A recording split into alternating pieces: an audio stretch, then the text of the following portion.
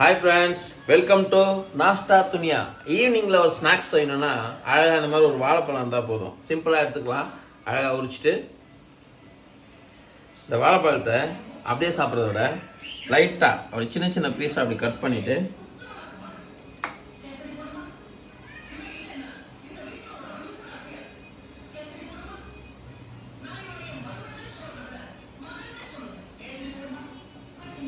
இதில் கொஞ்சம் தேன் ஹேனி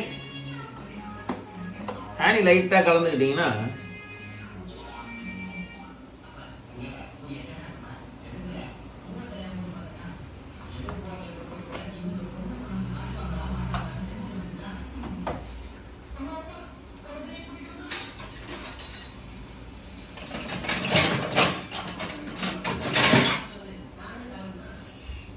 அது லைட்டாக அதை ஒரு சஃபுல் பண்ணிவிட்டு அந்த ஹேனியோட அந்த வாழைப்பழத்தை லைட்டாக கொஞ்சம் சஃபுல் பண்ணிவிட்டு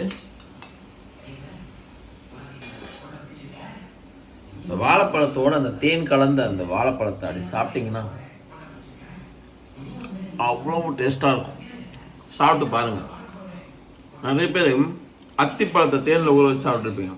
வாழைப்பழத்தோடு தேன் போகும்போது அவ்வளோ சூப்பராக இருக்கும்.